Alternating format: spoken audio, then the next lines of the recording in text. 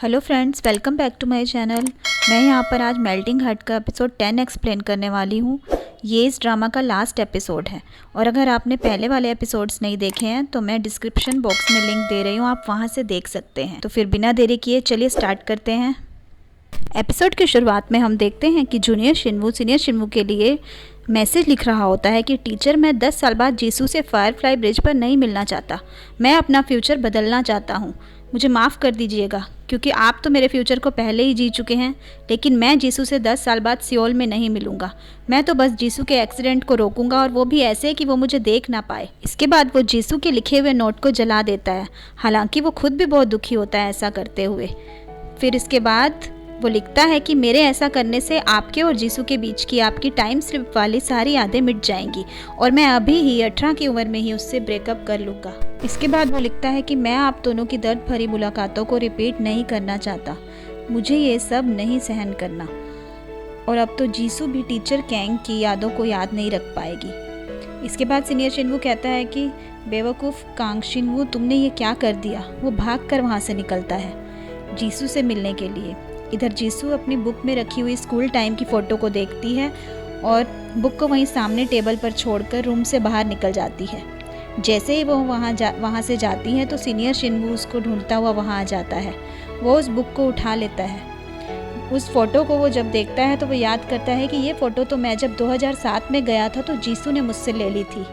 फिर सीनियर शिनवू सोचने लगता है कि इन मेमोरीज़ का तो मैंने 10 साल वेट किया है, मैं इन्हें ऐसे ही नहीं मिटने दूंगा।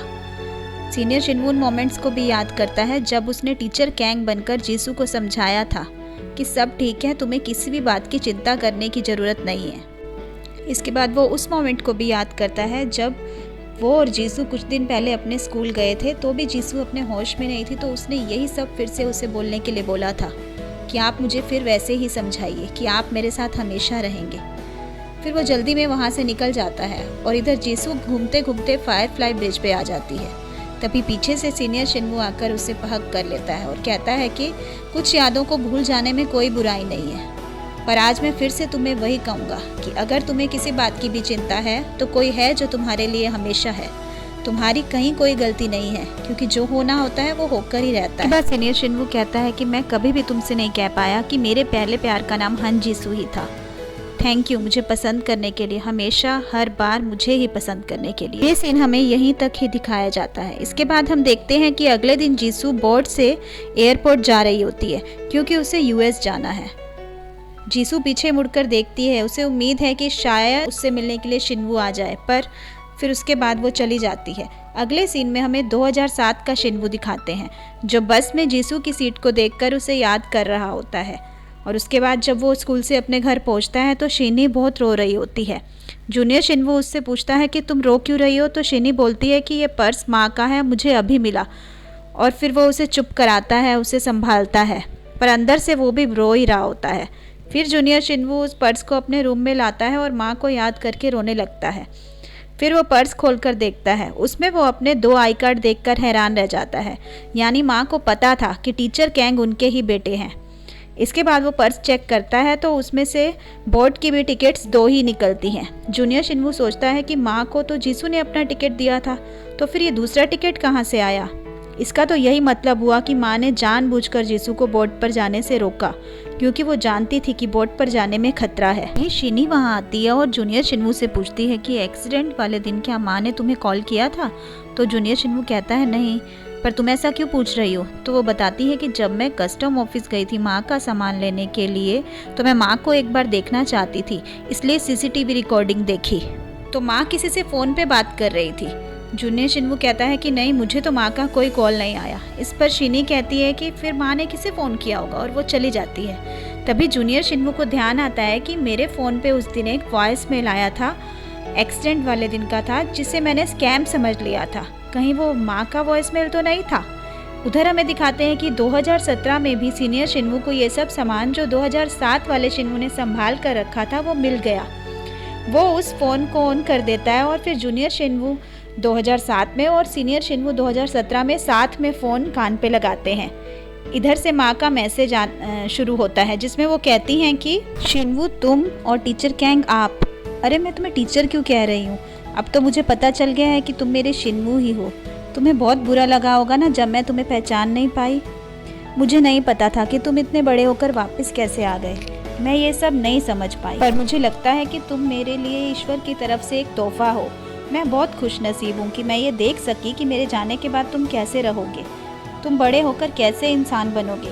शिन्वू, मुझे अब मरने का कोई डर नहीं है। तुम्हें याद है ना, हमने रेस्टोरेंट में बातें की थी और तुमने मुझे बताया था कि तुम्हारा प्यार तुम्हें नहीं मिला, पर आज ऐसा लगता है कि मैं ही तुम्हें तुम्हारे प्यार से मिलाने का जरिया बनूंगी। फिर हमें उसकी माँ के नज़रिए से सीन वापस दिखाया जाता है जिसमें उन्होंने जीसू से टिकट ले लिया था और बदले में रिंग उतार कर उसे दे दी थी। साथ ही उसे ये भी कहा था कि तुम यहाँ से बाहर निकलते ही अपना फ़ोन ठीक करवा लेना। फिर आगे मैसेज में शिन्वू की माँ कहती है कि अगर तुम जीसू को फिर से कभी मिलो तो उसे ज़रूर कहना कि तुम उससे बहुत प्यार करते हो और तुम्हारी माँ ने ही उसका हाथ पकड़कर उसे तुम्हारे पास भेजा था। तुम जीसू को कहीं जाने मत देना, उससे बहुत प्यार करना। ये मैसेज सुनकर जूनियर शिन्वू और सीनियर शिन्वू फूट फूट कर रोने लगते हैं। फिर 2007 का शिन्वू सोचता है कि मुझे जीसू को ये सब बताना होगा, पर मुझे तो पता ही नहीं है कि वो कहाँ है। उधर 2017 में शिन्वू सोरा को फ़ोन करके जीसू की फ़्लाइट का टाइम पूछता है। अगले सीन में जीसू को एयरपोर्ट पर बैठे हुए दिखाते हैं। डोकू का जो लास्ट मैसेज होता है वो देख रही होती है।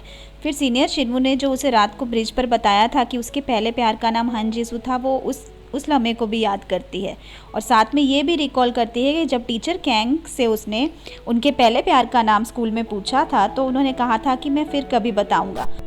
यहाँ जीसू अब कुछ ना कुछ इन पहेलियों को सुलझा पा रही थी, हालांकि वो श्योर नहीं थी। तभी वहाँ पर डॉक्टर शिन आता है। जीसू उससे पूछती है कि क्या किसी इंसान को हम अतीत में मिले हों और आज भी उसी इंसान से मिल रहे हों और वो दोनों इंसान एक हों, ऐसा हो सकता है? इस पर शिन कहता है कि टाइम ट्रैवल से हो सकता है। फिर वो जीसू की बातों को मजाक में ले लेता है। वो बोलता है कि क्या तुमने कोई नई बुक पढ़नी शुरू की है? तब जीसू वहाँ से ये बोलकर जाने लगती है कि मुझे जाने से पहले किसी से मिलना है। डॉक्टर शिन उसे रोक लेता है और कहता है कि अब बस भी करो जीसू, मुझे शिन्वू ने बताया था कि वो तुमसे मिलकर तुम्हें परेशान नहीं करना चाहता। क्या तुम जब उससे मिलोगी तो क्या तुम्हें तुम्हारा गिल्ट नॉर्मल रहने देगा, या फिर शिन्वू जब तुम्हें देखेगा तो क्या उसे उसकी माँ की याद नहीं आएगी? तुम्हें अब मेरे साथ रहना चाहिए। मैं तुम्हें स्कूल टाइम से चाहता हूँ, पर तुमने कभी मेरी फीलिंग्स को सीरियसली लिया ही नहीं। अगर तुम मुझे हाँ नहीं कहना चाहती तो भी मैं तुम्हारा इंतजार करूंगा, और तुम ये जो स्कूल फोटो को देखती रहती हो, अब इस फोटो की कोई ज़रूरत नहीं है, इसे यहीं छोड़ दो। इधर सीनियर शिन्वू एयरपोर्ट जा रहा होता है। ट्रैफिक जैम होने के कारण वो कार को वहीं पर छोड़ देता है।